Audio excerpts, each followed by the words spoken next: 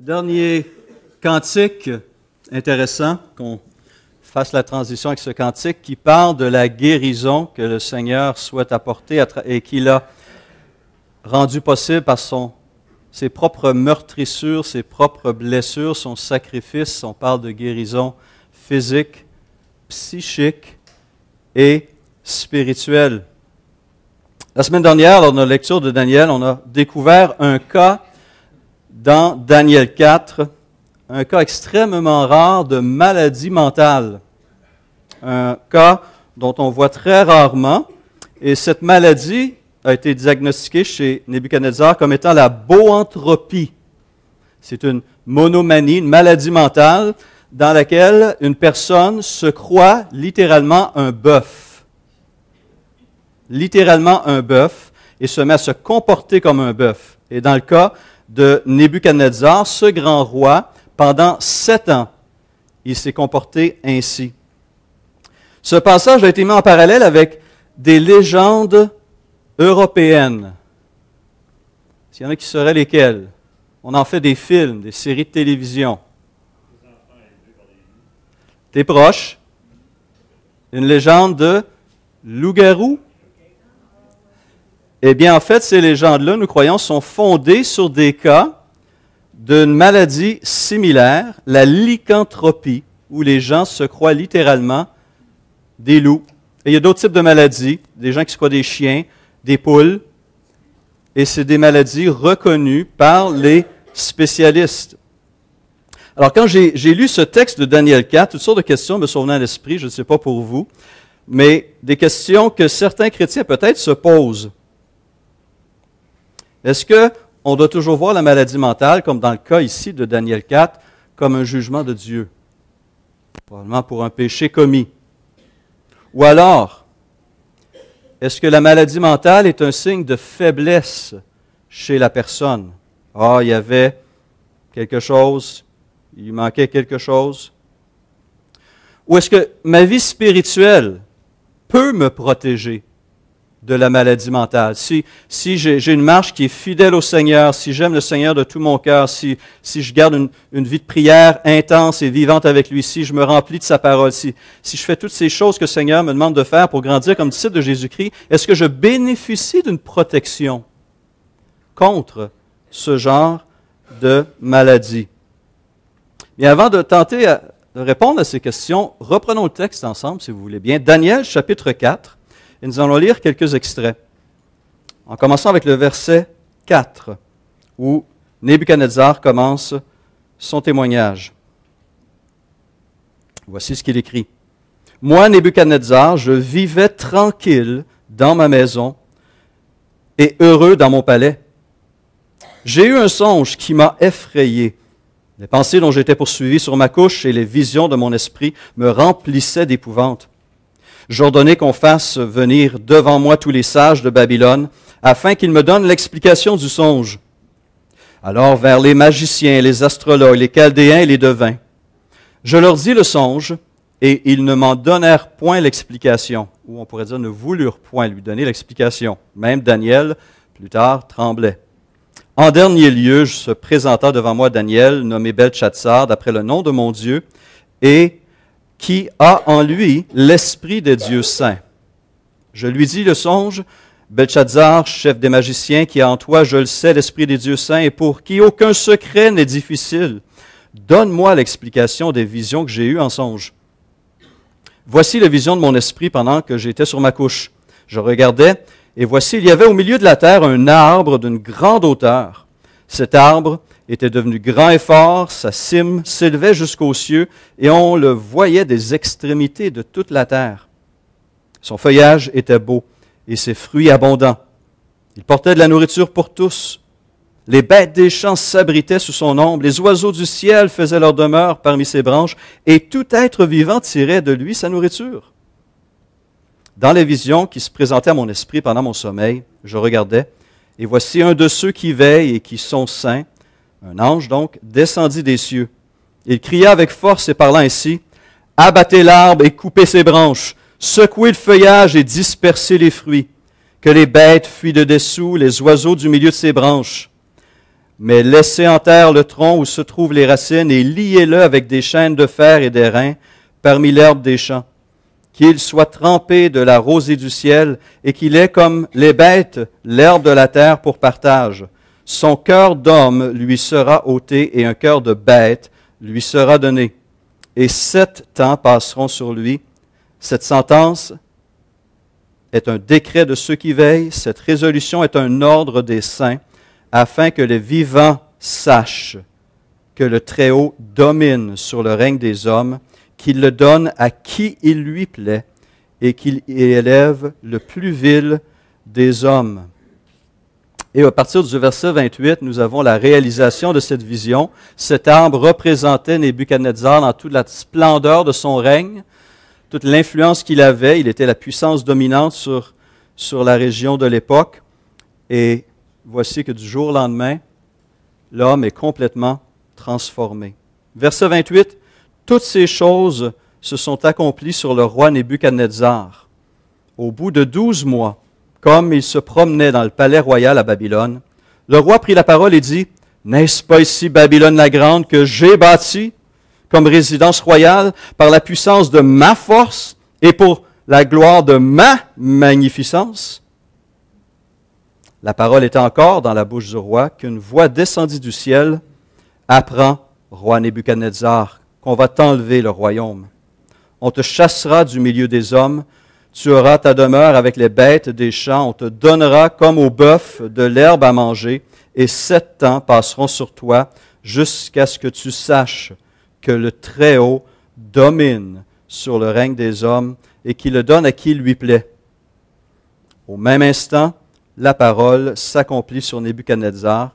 Il fut chassé du milieu des hommes, il mangea de l'herbe comme les bœufs, son corps fut trempé de la rosée du ciel, jusqu'à ce que ses cheveux croissent comme les plumes des aigles et ses ongles comme ceux des oiseaux. Quelle situation étrange. Prions. Seigneur Jésus, nous sommes devant ta parole, une parole qui nous rend perplexes, une parole qui parle à la fois de jugement, mais aussi de grâce et de restauration. Aide-nous à comprendre, Seigneur, ce que tu veux dire. Rends-nous sensibles à celle-ci. Renouvelle nos pensées encore ce matin. Remplis-nous d'espérance pour ce que tu as fait et pour ce que tu vas faire. Amen. J'ai choisi ce thème du chrétien de la maladie mentale, défis et opportunités, sans savoir, quand je l'ai choisi, qu'aujourd'hui même, ceux qui sont dans un milieu de travail ont peut-être vu à travers les ressources humaines que cette semaine commence, ce dimanche commence la semaine de la sensibilisation pour la santé mentale et la maladie mentale.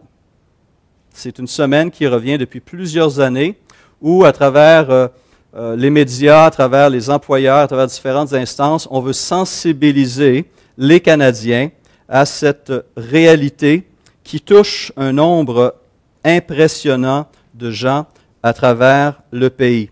C'est une semaine aussi qui veut combattre les préjugés par rapport à la santé mentale et la maladie mentale. Et ces préjugés sont aussi très présents dans l'Église.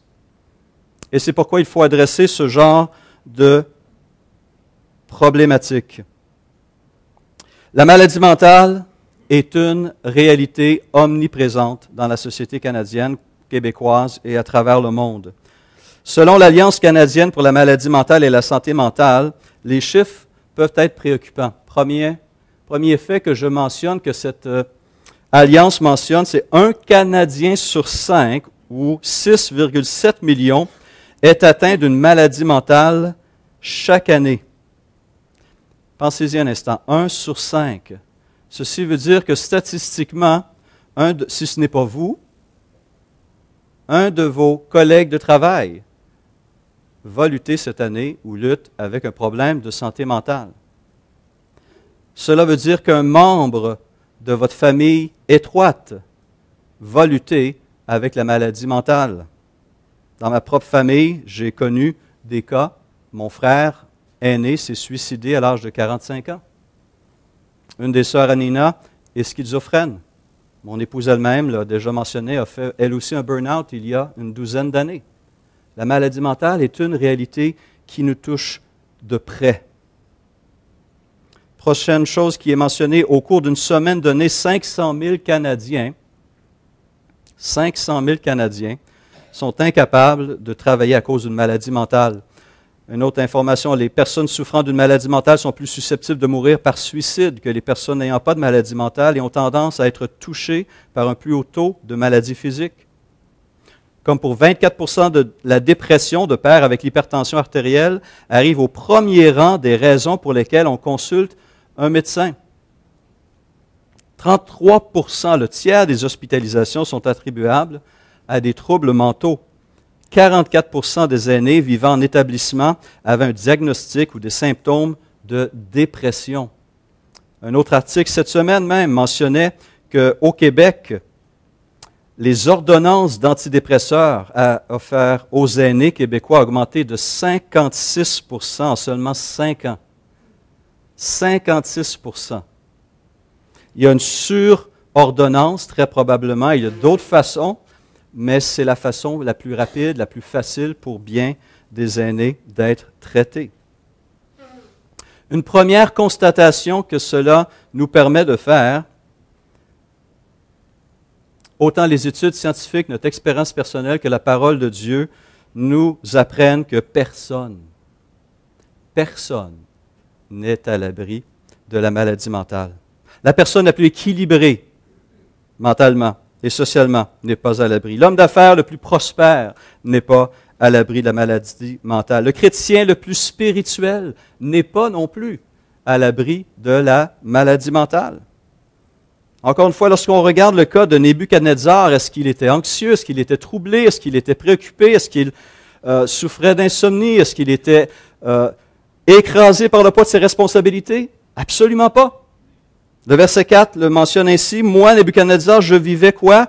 Tranquille dans ma maison et heureux dans mon palais. » Il était heureux et en paix.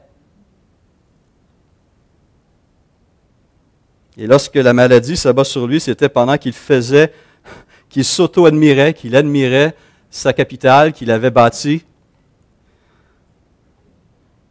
et qu'il louait sa grande beauté. Il était au sommet de son pouvoir, au sommet de la gloire. Tout était beau. Mais voilà que du jour au lendemain, il devient psychotique. Personne, dans cette salle, à l'extérieur de cette salle, personne n'est à l'abri de la maladie mentale. Le fait qu'on maintienne une vie spirituelle solide n'est pas une garantie que nous ne serons pas malades un jour. En pensant à ce texte, durant ma préparation, il y a un verset qui m'est venu à l'esprit, 1 Corinthiens 10, 12. Que celui qui se croit debout prenne garde de tomber. Ça ne m'arrivera pas. Je suis plus fort que ça.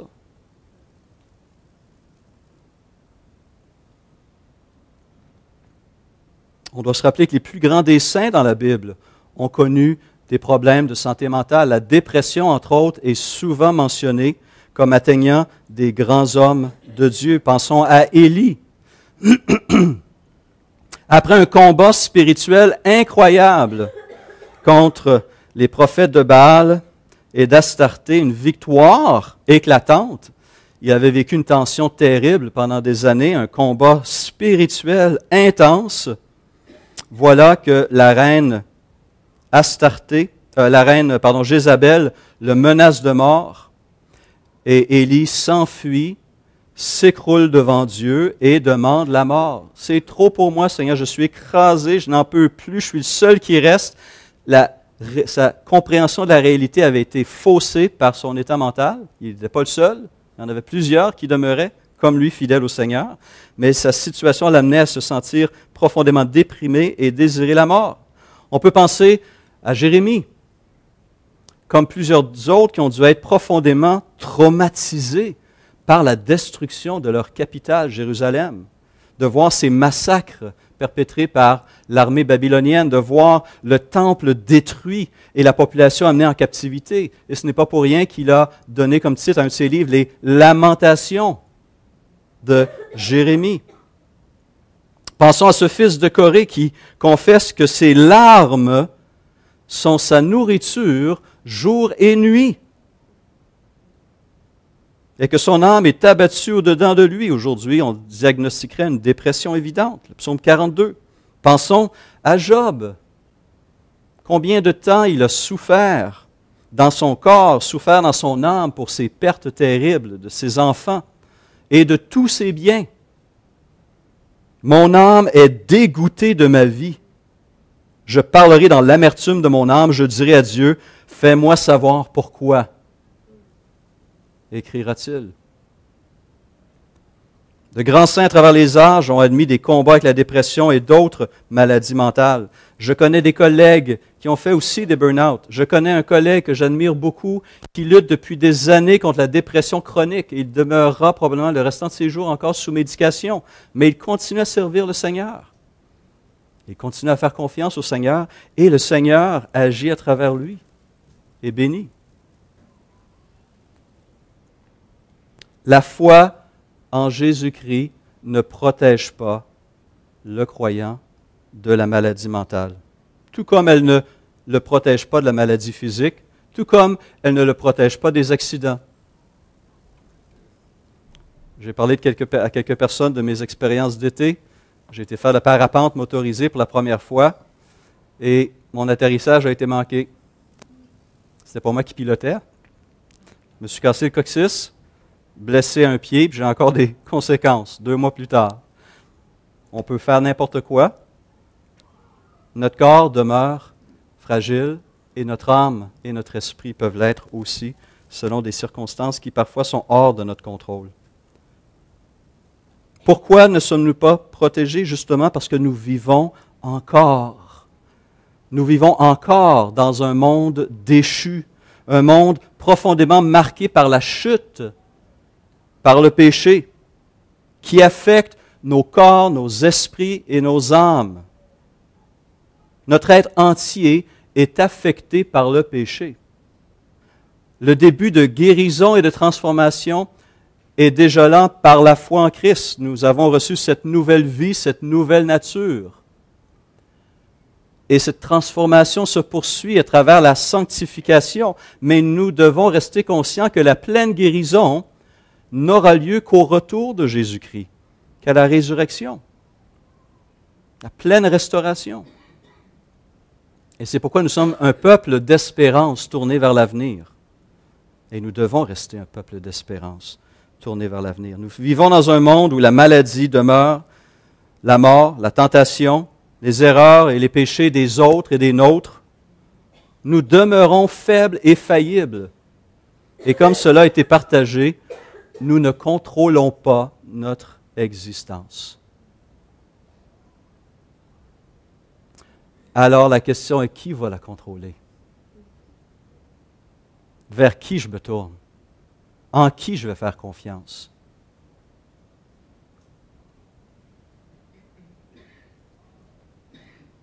Selon l'Alliance canadienne pour la maladie mentale et la santé mentale, une forte stigmatisation sociétale persiste en ce qui a trait à la maladie mentale, condamnant les personnes à rester dans l'ombre et à souffrir seules et en silence.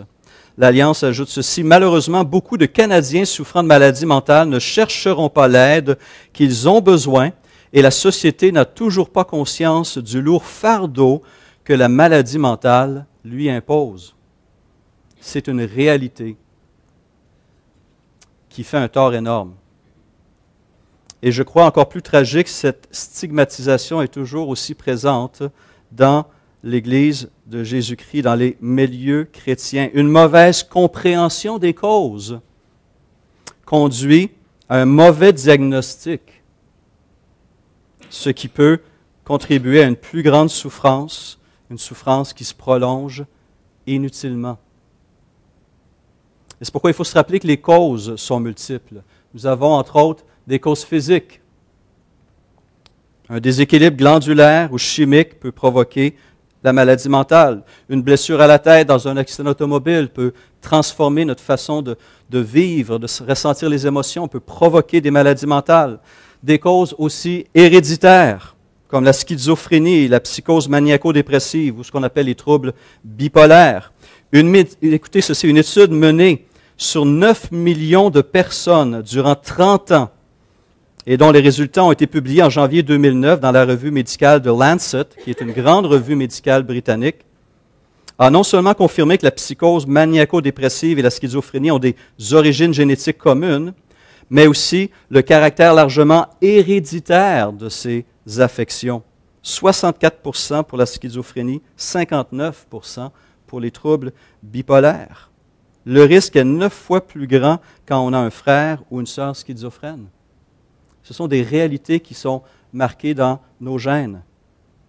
Et celle-ci est une conséquence éventuellement de la chute et de l'impact du péché, non seulement sur notre esprit, notre âme, mais sur notre corps. Les causes peuvent être aussi environnementales. Un milieu de travail exigeant, stressant, qui peut produire des épuisements professionnels et des burn-out. On pense à nos soldats militaires qui reviennent de zones de combat avec le syndrome de stress post-traumatique. Ou encore, au niveau environnemental, la pollution. On reconnaît de plus en plus que dans certaines régions, la pollution a un effet sur le développement psychologique de plusieurs personnes et certains développent des troubles mentaux causés par la pollution de leur région. Il y a des sources bien sûr psychologiques comme le stress, les dépendances, et il y a aussi des causes spirituelles. Celles-ci peuvent avoir 3 sources différentes. Humaines, pensons à une personne, un chrétien, une chrétienne ou autre, qui est profondément consciente de sa culpabilité. Elle est consciente qu'elle a désobéi, qu'elle a violé un commandement, qu'elle a trahi la confiance et de Dieu et des hommes, et qui laisse cette culpabilité la gruger de l'intérieur plutôt que de la reconnaître, de la confesser et de trouver le pardon et la liberté en Christ. La culpabilité peut détruire une âme. Jésus-Christ veut la guérir. Mais des gens se détruisent à cause de ce qu'ils ont fait ou auraient dû faire et n'ont pas fait. Des causes humaines, des causes démoniaques, sataniques, qui provoquent des comportements violents, autodestructeurs, antisociaux. Un des cas les plus connus, les plus mentionnés, c'est le cas du démoniaque en Marc 5:5. Il était sans cesse, nous dit Marc, nuit et jour dans les sépulcres et sur les montagnes, criant et se meurtrissant avec des pierres. L'homme s'attaquait lui-même, vivait avec des morts et avait un style de vie. Il était fou. Il était compris comme étant fou.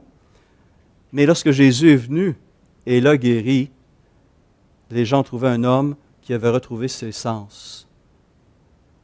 Ça les a chavirés. Mais aussi, Daniel 4 nous apprend que dans certains cas aussi, Dieu peut intervenir et apporter la maladie mentale. Donc, une maladie mentale peut avoir plusieurs causes. Plus d'une cause. Ce n'est pas parce que nous sommes spirituellement ou psychologiquement faibles. Et on doit donc faire preuve de sensibilité devant les personnes qui vivent ces choses, de ne pas dire des choses qui sont fausses et qui ne vont que blesser davantage, de ne pas juger notre frère et l'abaisser davantage, ou de faire des propositions, bien écoute, ce que tu as à faire, prie davantage, tu manques de foi, lis ta Bible, fais ci, fais ça. À une personne qui est profondément déprimée, qui a un déséquilibre chimique dans son cerveau, qui ne peut pas sortir de son lit, c'est de le culpabiliser davantage que de parler ainsi. Un homme que j'ai admiré, qui a été à la fois un professeur durant ma formation théologique et directeur de notre institut biblique en Belgique, George Winston, a lui-même connu une période de grande maladie, de grand épuisement, où il ne pouvait pas sortir de son lit et il n'avait pas l'énergie pour prier ou lire sa Bible. C'est un homme de Dieu. C'est la réalité. Et donc, parfois, on a ces recettes toutes faites qui ne font qu'ajouter au poids de la personne malade.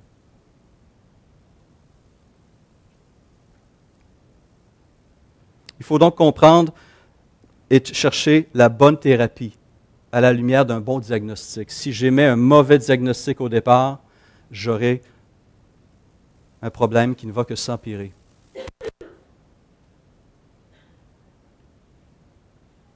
Cette vérité fondamentale du besoin d'une thérapie bien adaptée aux causes est en fait rejetée par bien des chrétiens. Une source américaine, une étude américaine publiée en 2008, mentionnait ces statistiques qui me renversent. 36% des chrétiens qui ont une maladie mentale se sont fait dire que leur maladie était due à un péché. On entend ici les amis de Job, c'est de ta faute. Dans certains cas, peut-être. Pas dans tous les cas. Et je ne dirais même pas dans la majorité des cas. 36% des chrétiens qui ont une maladie mentale se sont fait dire que leur maladie était due à un péché. 34% se sont fait dire que la cause était démoniaque. 41% se sont fait dire qu'ils ne souffraient pas de maladie mentale. Bien non, tu n'as rien. Tu te fais des idées. Va prendre une marche. 28% se sont fait dire de cesser de prendre leurs médicaments. Dangereux. Dangereux. Si on diagnostique mal ces problèmes psychologiques, n'y voyant que des causes spirituelles, et ignorant les causes qui peuvent être génétiques, environnementales, psychologiques, je ne traiterai pas bien le problème. Je vais faire plus de tort que de bien. Ça me faisait penser à cette image, ceux qui ont vu le film Greek Fat Wedding ou Fat Greek Wedding, le père de la mariée, le mariage de l'année, si je me rappelle bien, c'est le père de la mariée qui avait une solution à tout. C'était le Windex. Mets du Windex dessus, tout est réglé. Il y a des chrétiens qui aiment bien le Windex ou qui ont leur propre marque et qui pensent que ça va tout régler. C'est beau de vivre dans une bulle imaginaire, mais ce n'est pas la réalité.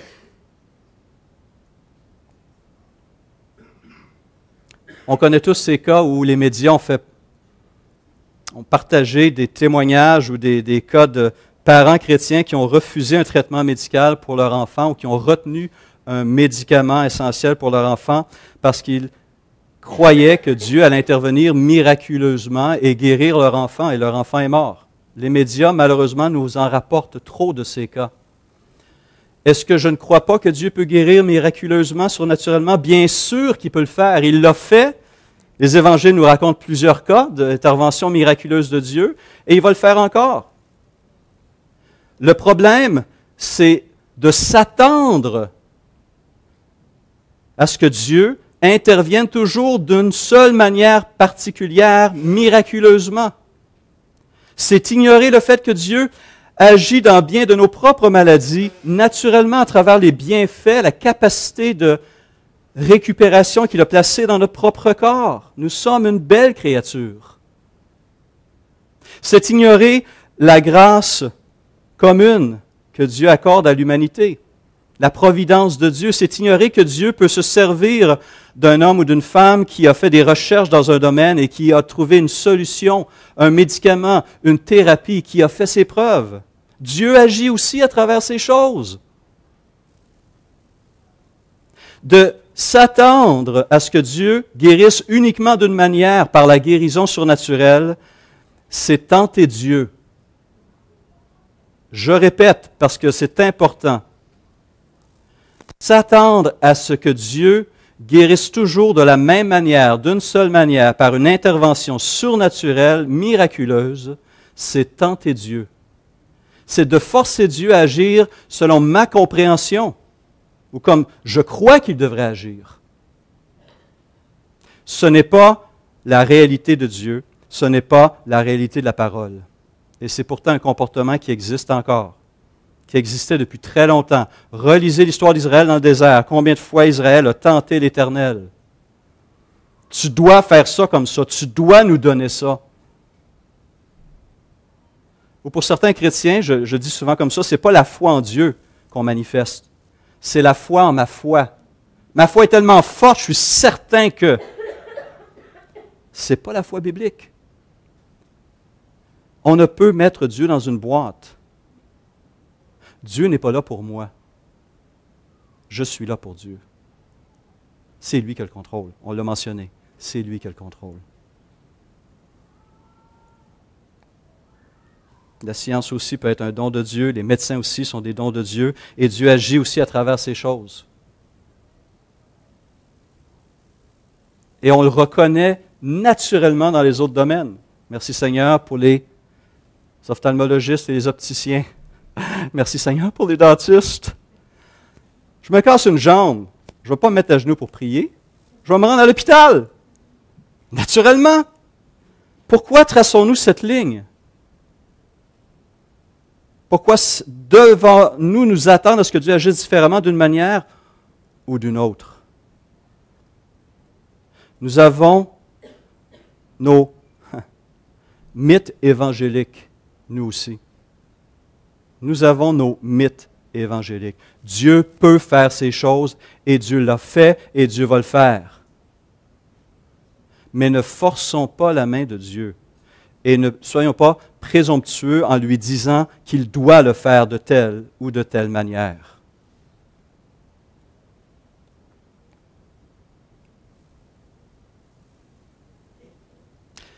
La cause de la maladie de Nebuchadnezzar, par ailleurs, suscite des questionnements. Que doit-on en déduire? Que Dieu est la source, dans Daniel 4, est clairement divine. La source de la maladie de Daniel était un jugement de Dieu sur Nebuchadnezzar. Le texte est clair. Est-ce que Dieu est méchant? Est-ce que Dieu est vindicatif? En fait, lorsqu'on lit le texte au complet, du début à la fin, on réalise que dans ce jugement se trouvait aussi la grâce et la bonté de Dieu. Parce que lorsqu'on lit ce texte, lorsqu'on écoute le témoignage même de Nebuchadnezzar, à la fin de cette période d'épreuve, de discipline, de correction, c'est sa maladie mentale qui l'a rendu saint d'esprit. Non, mais relisez le texte, c'est exactement ce qui se passe. C'est cette maladie mentale, ce jugement de Dieu, qui l'amène à retrouver une compréhension saine de qui est Dieu, de qui est le maître de sa vie. C'est pas moi qui le dis, c'est Nebuchadnezzar lui-même qui le dit dans cette lettre que Daniel 4 reprend. Lorsque Dieu agit, souvent c'est pour nous envoyer un signal, un cas de réflexion. Lorsque la cause est divine, et alors on doit se rappeler qu'il y a plusieurs causes, il faut bien identifier la cause avant de chercher la solution. Mais lorsque la cause est d'origine divine, dans ce cas-ci, avec Nebuchadnezzar, on peut comprendre que lorsque Dieu fait cela, c'est pour apporter quelque chose de bien à la personne, l'amener à vivre une transformation qui sera salutaire pour elle. Lorsque la cause est démoniaque, c'est pour détruire l'être humain. Pas nécessairement lorsque la cause est divine. Hébreux 12, on parlait tantôt des parents, Mathilde. Hein? Ce texte d'Éphésiens 6. Eh bien, nous sommes aussi des enfants. Et notre Père céleste aussi nous discipline parfois. Hébreux 12. Mon fils, ne méprise pas le châtiment du Seigneur et ne perds pas courage lorsqu'il te reprend, car le Seigneur châtie celui qu'il aime et il frappe de la verge tous ceux qu'il reconnaît pour ses fils. Supporter le châtiment, c'est comme des fils que Dieu vous traite, car quel est le fils qu'un père ne châtie pas? Mais si vous êtes exempt du châtiment auquel tous ont part, vous êtes donc des enfants illégitimes et non des fils. D'ailleurs, puisque nos pères, selon la chair, nous ont châtiés et que nous les avons respectés, Ne devons-nous pas, à bien plus forte raison, nous soumettre au Père des esprits pour avoir la vie? Nos pères nous châtiaient pour peu de jours, comme ils le trouvaient bon, mais Dieu nous châtie pour notre bien, afin que nous participions à sa sainteté. Il est vrai que tout châtiment semble d'abord un sujet de tristesse et non de joie, mais il produit plus tard, pour ceux qui ont été ainsi exercés, un fruit paisible de justice. Et l'auteur conclut, « Fortifiez donc vos mains languissantes et vos genoux affaiblis, et suivez avec vos pieds des voies droites, afin que ce qui est boiteux ne dévie pas, mais plutôt se raffermisse. Veillez à ce que personne ne se prive de la grâce de Dieu. » Lorsque Dieu éprouve ses enfants, ce n'est pas pour le mal, c'est pour leur bien. Tout comme un parent va discipliner son enfant pour l'amener à changer de comportement pour son bien, parce que la direction qu'il prend est dangereuse pour lui et pour d'autres. On n'aime pas se faire discipliner, on n'aime pas se faire reprendre. Les voies de Dieu sont diverses aussi. Dans certains cas, un des moyens qu'il utilise est celui-ci.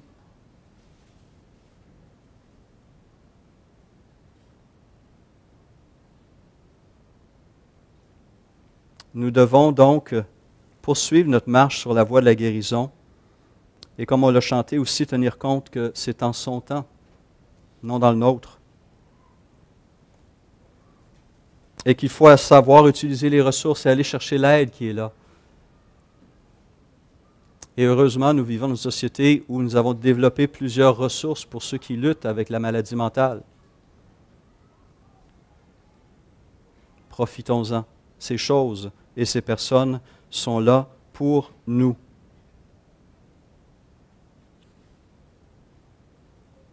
Nous sommes appelés à garder espoir.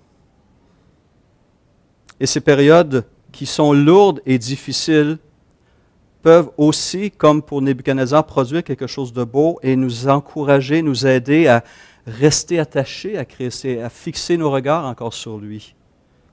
Hébreux 12 nous le dit ainsi, « Rejetant tout fardeau et le péché qui nous enveloppe si facilement, courons avec persévérance dans la carrière qui nous est ouverte, ayant les regards sur Jésus, qui non seulement suscite la foi, mais quoi? L'amène à la perfection. En échange de la joie qui lui était réservée, il a souffert la croix, méprisé l'ignominie et s'est assis à la droite du trône de Dieu. Considérez en effet celui qui a supporté contre sa personne une telle opposition de la part des pécheurs, afin que vous ne vous lassiez point l'âme découragée. » C'est ce que les saints d'autrefois ont fait. Et on a l'exemple du psalmiste, du fils de Corée, psaume 42. « Pourquoi t'as battu mon âme et gémis-tu au-dedans de moi? Espère en Dieu, car je le louerai encore. Il est mon salut et mon Dieu. Mon âme est abattue au-dedans de moi. Aussi c'est à toi que je pense. » La prière nous permet de verbaliser nos souffrances, de nous décharger sur lui de tous nos soucis. 1 Pierre 5, 7, « Car lui-même prend soin de nous. » On doit garder en tête que Jésus est venu libérer l'homme dans toute sa complexité, dans toutes ses dimensions, corps, âme et esprit.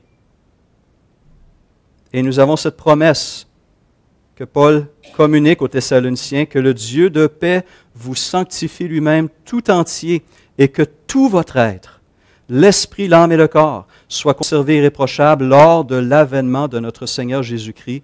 Celui qui vous a appelé est fidèle et c'est lui qui le fera. Mais il faut se rappeler aussi que nous sommes encore les deux pieds sur cette terre. Nous sommes encore dans un lieu de combat.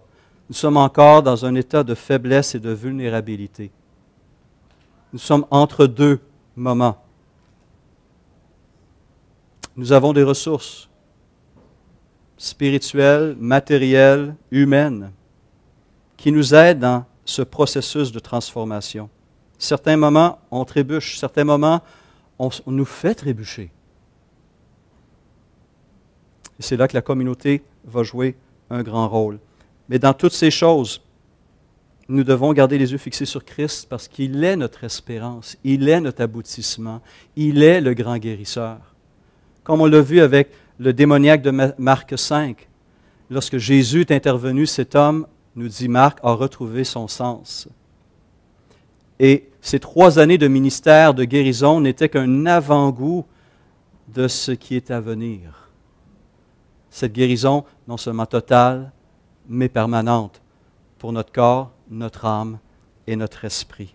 Même dans sa souffrance, prochain diapo, Job gardait cette espérance. Il s'est écrit au chapitre 17, « Je sais que mon Rédempteur est vivant et qu'il se lèvera le dernier sur la terre. Quand ma peau sera détruite, il se lèvera. Après que ma peau aura été détruite, moi-même, je contemplerai Dieu. Je le verrai et il me sera favorable. Mes yeux le verront et non ceux d'un autre. Mon âme languit d'attente au-dedans de moi. » Il a hâte, il espère, il croit. Et notre appel à nous est de persévérer, de rester attaché à Christ et d'utiliser les ressources qu'il met à notre disposition pour trouver la paix dans nos circonstances. 2 Corinthiens 12 nous montre le cas de Paul, grand serviteur de l'Éternel, sur qui Dieu a permis qu'il subisse un problème physique, une maladie physique, on ne sait pas laquelle exactement, mais on sait qu'il a eu une maladie physique qui l'a profondément handicapé pour un temps, mais aussi il a permis, nous dit le texte, à un ange de Satan de le souffleter. Paul était renversé. Voyons, Seigneur, je veux te servir et voilà, j'ai des problèmes physiques et spirituels. Et probablement, ça a eu un impact psychologique aussi. Qu'est-ce qu'il a fait? Prier. Prier. Prier. Est-ce qu'il a été délivré? Pas à ce moment-là, en tout cas. Mais voici ce qu'il a dit lorsque le Seigneur lui a répondu à sa 3e prière. 3 fois, j'ai prié le Seigneur de l'éloigner de moi et il m'a dit quoi? Ma grâce te suffit car ma puissance s'accomplit dans la faiblesse. Ça, c'était la réponse de Dieu à Paul. Ma grâce te suffit, car ma puissance s'accomplit dans la faiblesse. Je ne sais pas combien de temps, entre ce point et la phrase suivante, Paul a changé de compréhension de l'action de Dieu et de son plan de Dieu. Quelques secondes, quelques heures, quelques jours, quelques semaines. Mais entre cette réponse et sa réaction par après, Paul répond, après avoir compris le message de Dieu et la façon dont Dieu agit dans son cas à lui, « Je me glorifierai donc bien plus de volontiers de mes faiblesses, pas de mes forces, de mes faiblesses, afin que la puissance de Christ repose sur moi. C'est pourquoi je me plais dans les faiblesses, dans les outrages, dans les calamités, dans les persécutions, dans les détresses pour Christ, car quand je suis faible, c'est alors que je suis fort. » Il aurait pu fonctionner avec ses capacités à lui, mais Dieu voulait qu'il s'appuie davantage et qu'il dépende davantage de son Maître et de son Seigneur, et que ce soit la puissance de Dieu qui agisse à travers lui. On va sauter les prochaines diapos. Encore. Nous sommes appelés à garder donc espoir et guérison. Certaines personnes vont connaître la guérison ici-bas. Et il y en a plusieurs qui guérissent de différentes maladies ou qui arrivent à un niveau de contrôle à travers une saine médication, une saine thérapie qui leur permet de fonctionner normalement dans la paix, en société.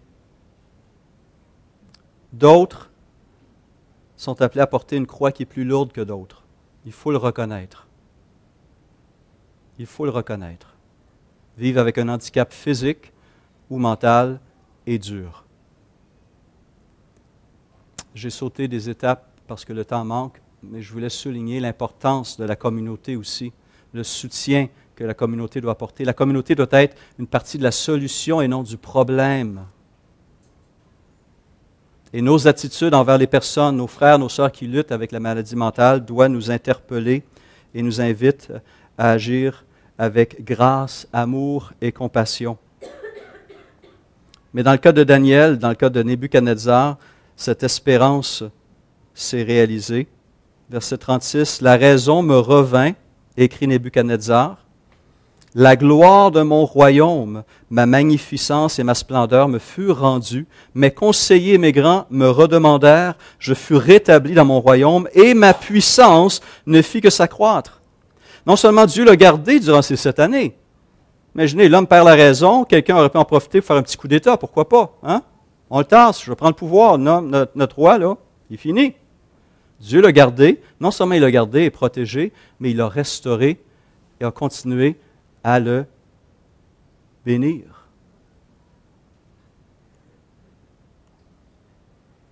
Nous pouvons aspirer à une guérison ici-bas.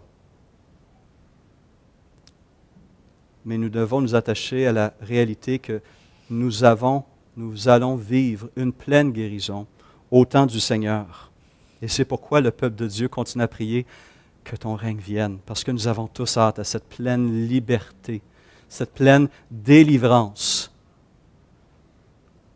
Mais nous croyons qu'en nous gardant ici, il va être fidèle aussi en nous donnant ce dont nous avons besoin, parce qu'il comprend ce que nous vivons. Et je termine avec une dernière citation. Ésaïe 53, verset 3, qui nous rappelle que notre Seigneur comprend la souffrance sous toutes ses formes. On le décrit ainsi dans ce passage lumineux de l'Ancien Testament, en parlant du serviteur de l'Éternel, de notre Seigneur Jésus-Christ. On dit méprisé, méprisé et délaissé par les hommes, homme de douleur, et regardez la phrase suivante, habitué à la souffrance. Il sait, il comprend. Il comprend. Il était pareil à celui face auquel on détourne la tête. Nous l'avons méprisé, nous n'avons fait aucun cas de lui. Pourtant, ce sont nos souffrances qu'il a portées, c'est de nos douleurs qu'il s'est chargé, et nous l'avons considéré comme puni, frappé par Dieu et humilié. Mais lui, il était blessé à cause de nos transgressions, brisé à cause de nos fautes. La punition qui nous donne la paix est tombée sur lui, et c'est par ses meurtrissures que nous sommes guéris. Et le chapitre se termine au verset 11 avec cette pensée, cette parole. Après avoir tant souffert, il verra la lumière et il sera comblé. Ou comme le dit Parole de vie, à cause de ces souffrances qu'il a supportées, il verra la lumière, il sera rempli de bonheur. Rempli de bonheur. Nous suivons notre Maître en tant que disciples de Jésus-Christ de la croix à la gloire. Prions.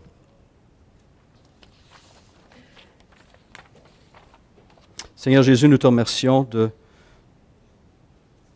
cet avant-goût que tu nous as donné à travers les évangiles lors de ton séjour il y a 2000 ans. Tu as clairement démontré ton pouvoir sur la maladie physique, psychique et spirituelle, ton pouvoir, ta victoire sur la mort, sur le monde et sur Satan. Et tu nous as fait des promesses qui sont dignes de confiance, que tu vas revenir et que tu vas tourner la page et nous apporter un monde nouveau où régnera la paix, où régnera la justice, où régnera la pleine gloire, puissance, beauté et guérison. Déjà, tu nous donnes, Seigneur, des capacités, tu nous transformes quotidiennement par la puissance de ton esprit, par l'impact de ta parole, par la communauté et par toutes sortes de ressources que tu places à notre disposition. Merci pour ta générosité. Aide-nous, s'il te plaît, Seigneur, à garder les yeux fixés sur toi, même dans ces moments sombres, à ne pas nous isoler, mais rechercher ta face. Et que cette communauté puisse devenir une communauté où cette compassion, cette compréhension, cet accompagnement devient plus réel. Aide-nous, s'il te plaît, à porter les fardeaux les uns des autres et ainsi accomplir ta loi. En Christ. Amen. Bon dimanche.